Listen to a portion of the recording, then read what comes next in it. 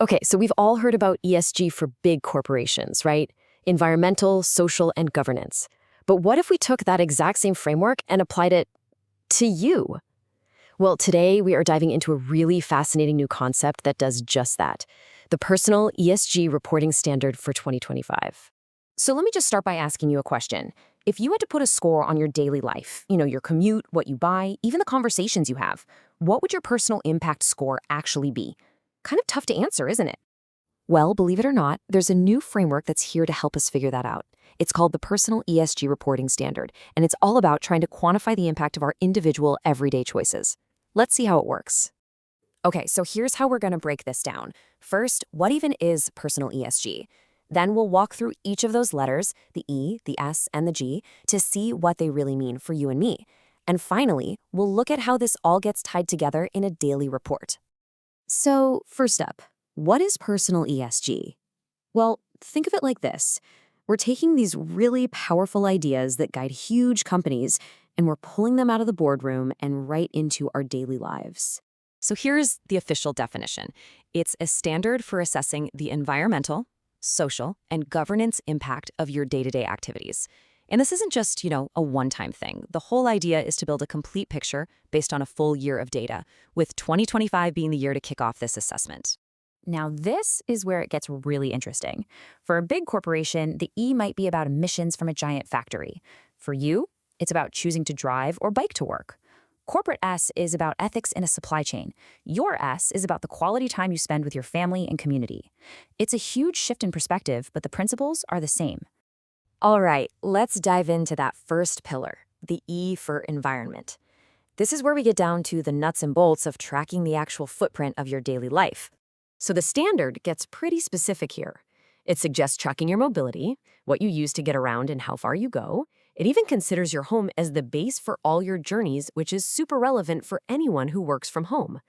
It also looks at your shopping habits, how you manage your waste, and, this one's really interesting, how much you actively read and actually understand eco-labels on the things you buy. Okay, next up is S for social. And with this one, we're shifting our focus from the planet to the people, that whole network of human connections that really makes up our lives. The absolute core of the S pillar is how you engage with your stakeholders.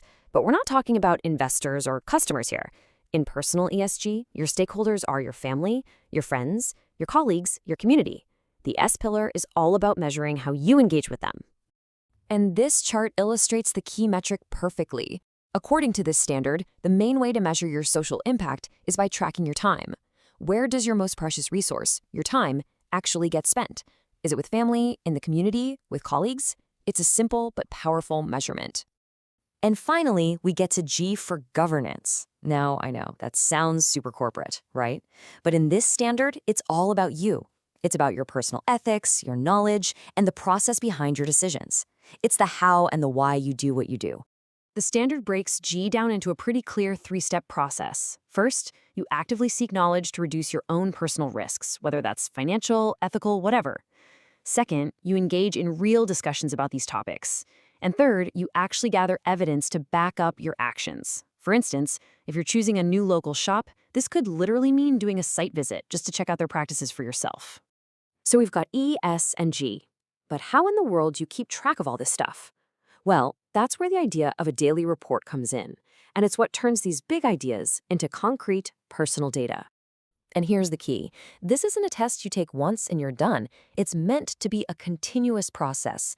Every single day, you take a look at your activities across these three areas. And over the course of the entire year, all that daily data builds into a really comprehensive report on your personal impact. This table gives us a fantastic snapshot of what a single day might look like. For E, you biked to work instead of driving, and your proof is a GPS log. For S, you volunteered for a couple of hours, and you've got the sign-in sheet. For G, you spent time researching ethical brands, and you saved your notes. It really makes the whole thing feel pretty tangible and, well, doable, right? And that brings us to the final thought here. Just forget the official standard for a second and just think about this framework. If you actually started logging your own E, S, and G data starting today, what would the story of your year look like? When all was said and done, what would your personal report really say about you and your impact on the world? It's definitely something to think about.